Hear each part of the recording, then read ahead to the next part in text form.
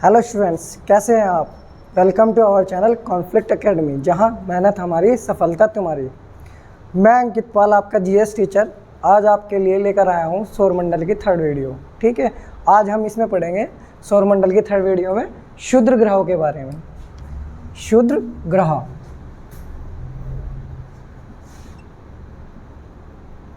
यानी कि एस्ट्रॉइड्स, इनको बोलते हैं एस्ट्रॉइड्स।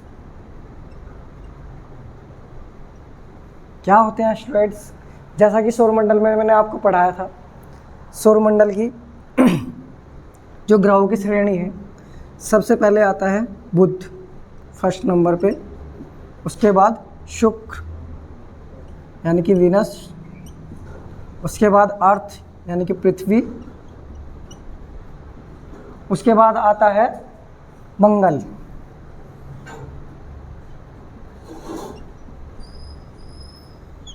और उसके बाद बृहस्पति,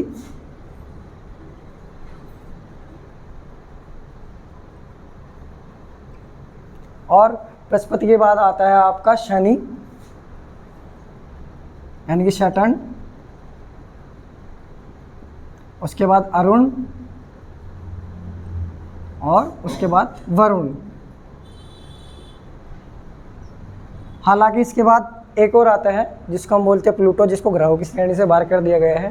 तो मेन चीज़ आप यहाँ पर समझिए, जो एस्ट्रॉइड्स होते हैं, जो शुद्ध ग्रह होते हैं, वो हमेशा मंगल और बृहस्पति के बीच की जो बेल्ट होती है वहाँ पर पाए जाते हैं। ठीक है, और क्या होते हैं ये एस्ट्रॉइड्स? जैसे कि हमारे अंतरिक्ष में यानी कि स्पेस में बहुत सारे धूल के कण, जितने भी हमारे ग्रह हैं, जितने भी ठोस हैं, जैसे सेलेस्टियल बॉडी है, ठीक है, ये सब सेलेस्टियल बॉडी है। ऐसे ही जो एस्ट्रॉइड्स होते हैं वो भी सेलेस्टियल बॉडी होती है। वो दोनों कहाँ पाए जाते हैं? मंगल और बृहस्पति के बीच में। कभी कभी ये जो एस्ट्रॉइड्स होते हैं ये छोटे छोटे होते हैं, यानी कि ग्रहों की अपेक्षा कम, लेकिन वैसे अगर आप देखें तो इनका जो साइज़ होता है वो बड़ा भी होता है और कम भी होता है। ठीक है, छोटे भी होते हैं, बड़े भी। एक तरीके से आप निक्षेप कह सकते हो, एक तरीके से। जैसे कि अलग अलग वैज्ञानिकों ने, खगोल शास्त्रियों ने अपनी अपनी थ्योरीज दी है, सब ने बताया है कि जो एस्ट्रॉइड्स होते हैं, जो क्षुद्र ग्रह होते हैं, वो इनका अवक्षेप है। यानी कि जब कभी सौरमंडल का विस्तार हुआ और ये ग्रह बने, और उसका जो कचरा था, यानी कि जो कूड़ा करकट था, यानी कि जो उसके बचे हुए टुकड़े थे, जो निक्षेप था, अवक्षेप था, वो ये है क्या? एस्ट्रॉइड्स यानी कि क्षुद्र ग्रह। और ये जो क्षुद्र ग्रह होते हैं, जो बड़े बड़े पत्थर होते हैं, पत्थर टाइप में होते हैं, ठोस होते हैं, ये जो बॉडीज़ होती है, ये बॉडीज़ कभी कभी यहाँ से बृहस्पति की कक्षा में, ठीक है, जैसे ही बृहस्पति के गुरुत्वाकर्षण क्षेत्र में आती है तो ये बृहस्पति की ओर गति करने लगती है। ठीक है, ऐसे ही यहाँ से ये मंगल की तरफ, और कभी कभी तो ये घूमते घूमते पृथ्वी, ठीक है, पृथ्वी तक आ पहुँचते हैं। लेकिन इसमें भी क्या होता है, जो क्षुद्र ग्रह होते हैं, इसमें जो छोटे क्षुद्र ग्रह होते हैं वो छोटे होते हैं, लेकिन कुछ बड़े भी क्षुद्र ग्रह होते हैं जिनका जो व्यास होता है, जिनका जो डायमीटर होता है, जिनका जो व्यास यानी कि डायमीटर, वो लगभग 1000 किलोमीटर होता है। 1000 किलोमीटर। अब सोचिए आप, 1000 किलोमीटर कितने बड़े होंगे। तो कुछ बड़े एस्ट्रॉइड्स भी हैं। ठीक है, इसके बारे में मैं आपको बताता हूँ, जब तक आप नोट डाउन करो, उसको समझो। ठीक है, स्क्रीनशॉट ले लीजिए। आई थिंक आप लोग सब लोगों ने स्क्रीनशॉट ले लिया होगा।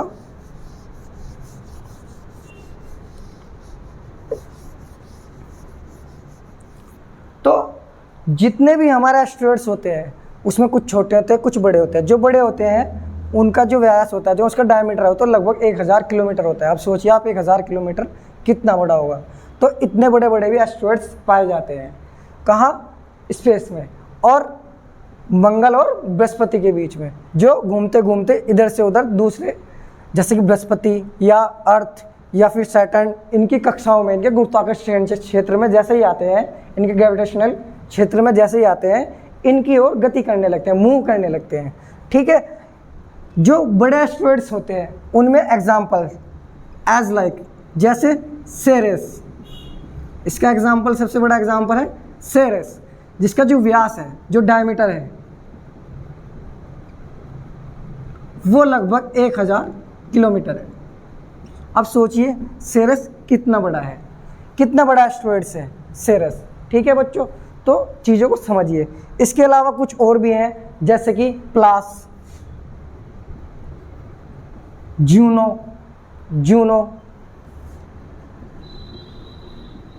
ये सभी बड़े एस्टेरॉयड्स में आते हैं। ठीक है, और जो सेरेस एस्टेरॉयड्स है, जो हमारा सेरेस एस्टेरॉयड्स है, इसकी जो खोज की थी वो हमारे खगोल शास्त्री थे पियाजे, खगोल शास्त्री पियाजे।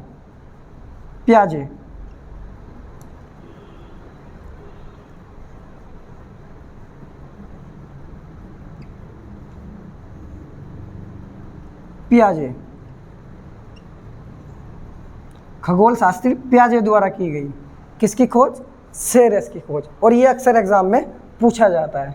ठीक है बच्चों, इसे नोट डाउन करो और स्क्रीनशॉट ले लो।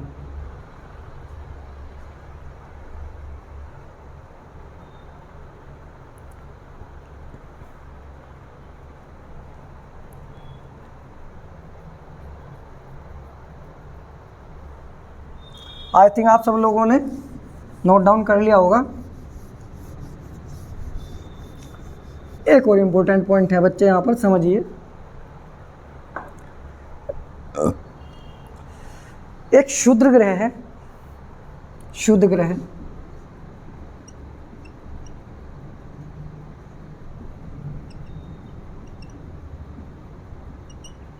ये इसका नेम है। ठीक है, कोड नेम, ये इसका नेम है क्षुद्र ग्रह का 2006 VP32। ठीक है, इसका जो नाम है, इसका नाम बदलकर भारत के गायक हैं पंडित जसराज,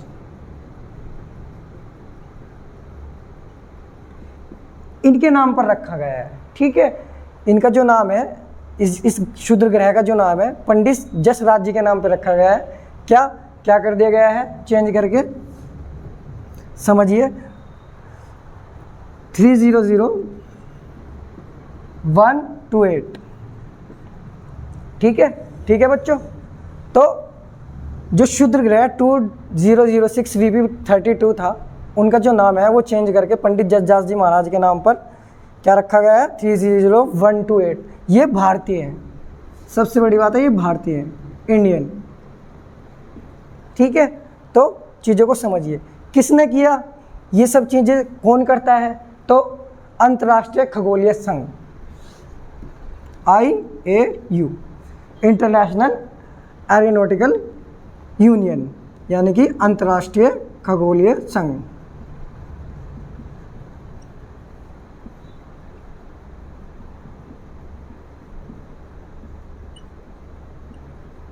संघ द्वारा कब किया गया? ये जो नाम है ये चेंज कब किया गया? 2006 में।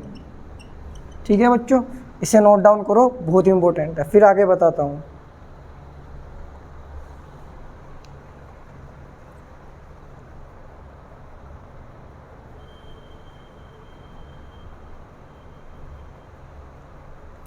आई थिंक आप सब लोगों ने नोट डाउन कर लिया होगा। ठीक है, और जिन्होंने नहीं किया हमारी वीडियो पॉज करके भी कर सकते हैं। तो चीज़ों को समझिए। ठीक है, ये तो थे क्षुद्र ग्रह। अब जो हम पढ़ेंगे शूटिंग स्टार्स, टूटता हुआ तारा। आज तक आप लोगों ने देखा होगा कि तारा टूटता है, विश मांग लो। तो आज मैं आपको उसकी रियलिटी बताऊंगा, शूटिंग स्टार्स क्या होते हैं, तारा टूटना क्या होता है। क्या होता है बच्चों शूटिंग स्टार?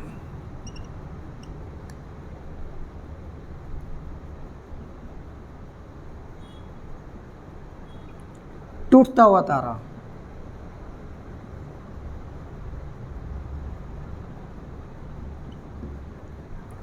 या उल्का पिंड भी बोल सकते हो आप।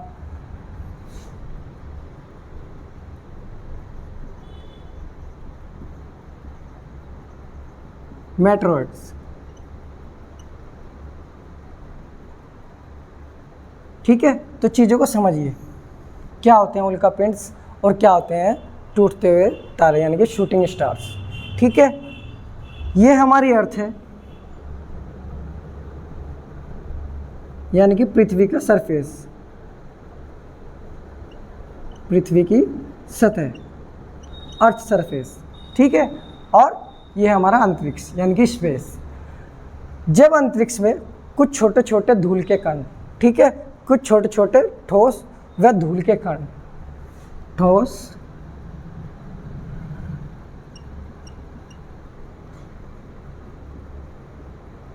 व धूल के कण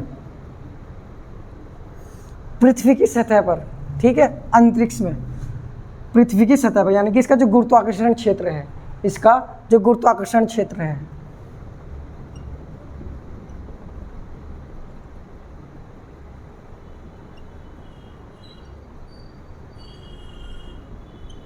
इसकी जब ग्रेविटी में आ जाते हैं, ये जो धूल के ठोस व धूल के कण हैं, इसकी जब ये ग्रेविटी में आ जाते हैं तो क्या होता है बच्चे, ये पृथ्वी की ओर जैसे ही मूव करते हैं तो जो हमारा वायुमंडल है, जो हमारी अर्थ का जो वायुमंडल है, वहाँ पर फ्रैक्शन होता है इन कणों के बीच और वायु के बीच, और फ्रैक्शन के कारण इनमें जो है फायर होता है, यानी कि इनमें आग लग जाती है और फ्रैक्शन के कारण ये टूट जाते हैं, ठीक है। जैसे कि आप देख सकते हो, अगर कुछ बड़े ठोस के टुकड़े होते हैं, जैसे ही वो एंट्री करते हैं कहाँ, पृथ्वी की कक्षा में, ग्रेविटेशनल कक्षा में, तो यहाँ पर फ्रैक्शन होता है। फ्रैक्शन होने के कारण ये जो टुकड़े होते हैं टूट जाते हैं, और कुछ टूटकर अलग अलग छोटे छोटे पीसेज में डिवाइड हो जाते हैं, और डिवाइड होने के बाद फ्रैक्शन इतना ज़्यादा अधिक होता है, ये टुकड़े गर्म हो जाते हैं और ये बिल्कुल राख बन जाते हैं जलने के बाद, और नीचे तक नहीं पहुँच पाते,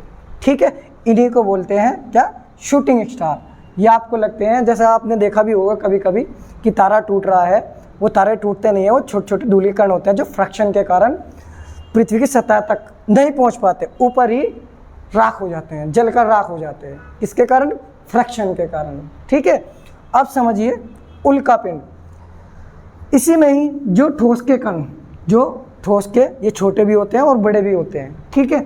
जो ठोस के कण है, यानी कि जो छोटा हुआ वो तो यहाँ तक आते आते खत्म, फ्रैक्शन तक, फ्रैक्शन के कारण अलग अलग हिस्सों में टूट जाएगा, कुछ राख बन जाएगा फ्रैक्शन के कारण, ठीक है।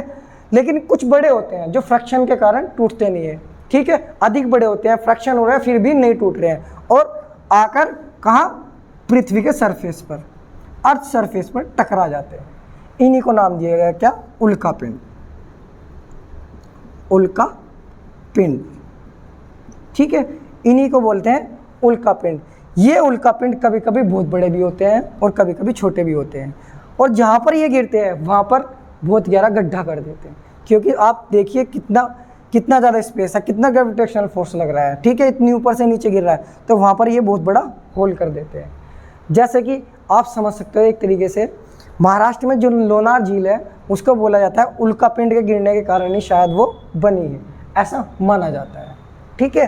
तो समझो, ठीक है, समझ में आया आपको, शूटिंग स्टार और उल्कापिंड, यानी कि जो ऊपर ही अंतरिक्ष में ही, ठीक है, जो ऊपर ही अंतरिक्ष में ही पृथ्वी के ग्रेविटेशनल फोर्स में यानी वायुमंडल में आने प्रवेश करने के बाद राख बन जाते हैं फ्रैक्शन के कारण, ठीक है, घर्षण के कारण, वो तो क्या कहलाते हैं, टूटता हुआ तारा यानी कि शूटिंग स्टार। लेकिन जो राख नहीं बन जाते, जो टूट नहीं पाते और पृथ्वी के अर्थ तक पहुंच जाते हैं, उन्हीं को नाम दिया गया क्या, उल्कापिंड, यानी कि मेटेरोइड्स, ठीक है। तो इसको नोट डाउन करो, और बहुत ही इंपॉर्टेंट।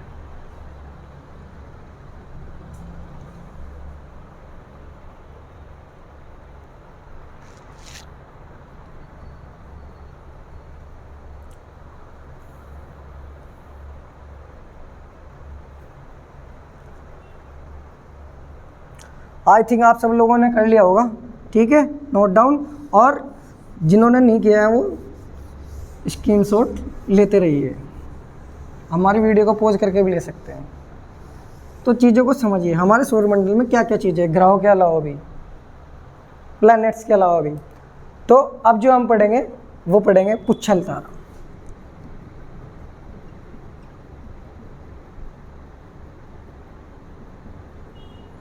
या धूमकेतु,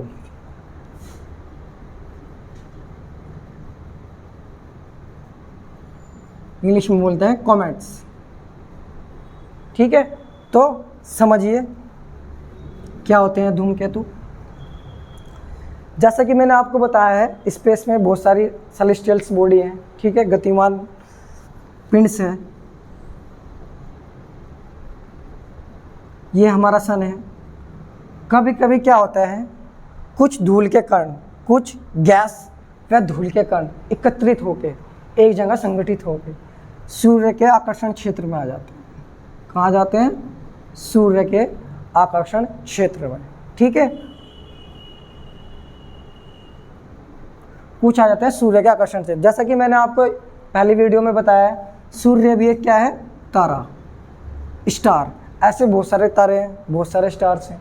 तो कभी कभी क्या होता है, जैसे कि गैलेक्सी में, जैसे कि हमारे आकाशगंगा में बहुत सारे तारे हैं, ऐसे ही जो धूल के कण होते हैं, ये जो धूल के कण होते हैं, ये सूर्य के नज़दीक आ जाते हैं। इसके आकर्षण क्षेत्र में जैसे ये आते हैं, ये अपनी ओर आकर्षित करता है, उस टाइप की संरचना बनाता है, ठीक है। और एक पूंछनुमा संरचना बनाता है। किसके कारण? इसके आकर्षण क्षेत्र के कारण, सन के आकर्षण क्षेत्र के, यानी कि तारे के आकर्षण क्षेत्र के कारण, ठीक है। इसको नाम दिया गया, जो पुच्छल तारा होता है, इसके मुख को नाम दिया गया कॉमेट्स, या इसको कोमा भी बोलते हैं, कोमा, ठीक है, कोमा। और पूरे को बोलते हैं क्या? कॉमेट्स, पुच्छल तारा। ये पूंछ कई बार बहुत ज़्यादा कई किलोमीटर तक लंबी होती है। जैसे कि कोई अन्य तारा आया, कोई अलग तारा आया, उसके आकर्षण क्षेत्र में आए और ये पूंछ ऐसे बन गई, तो इसी को नाम दिया गया क्या? पुच्छल तारा। ये जो पूंछें होती है, ये बहुत ज़्यादा चमकती है, यानी कि इसमें जो कुछ बर्फ़ होती है, कुछ धूल के कण होते हैं, कुछ हिमानीज होती है, ठीक है, अलग अलग बहुत सारे मटेरियल्स होते हैं, लेकिन होता क्या है? धूल और वाष्प के कण, ठीक है, जो तारों के आकर्षण क्षेत्र के कारण बनते हैं। इन्हीं को नाम दिया गया क्या? कॉमेट्स, यानी कि धूमकेतु, पुच्छल तारा।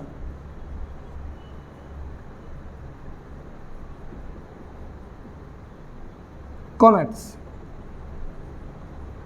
ठीक है बच्चों, नोट डाउन करो, और बहुत ज़्यादा इम्पोर्टेंट है, ठीक है। इसमें एक और इम्पोर्टेंट चीज़ है, जैसे कि अक्सर एग्जाम में पूछा जाता है, हैली नामक धूमकेतु, हैली नामक धूमकेतु हमेशा 76 वर्ष के बाद नजर आता है। 76 वर्ष के समय अंतराल पर नजर आता है, टाइम पीरियड।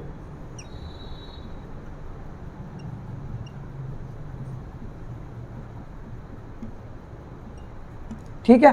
और आखिरी बार यह जो देखा गया था, वो देखा गया था 1986 में, लास्ट बार।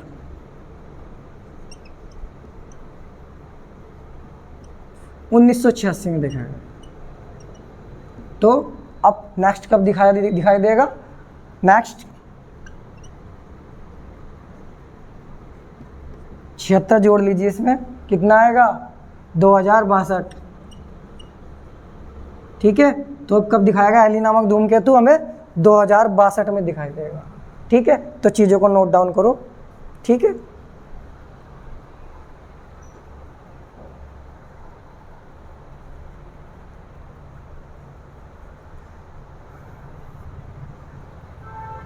आई थिंक आप सब लोगों ने नोट डाउन कर लिया होगा बच्चों। ठीक है। बस आज की वीडियो में हमारा इतना ही था, और नेक्स्ट वीडियो में हम आपके लिए बहुत इंपॉर्टेंट टॉपिक लेकर आएंगे।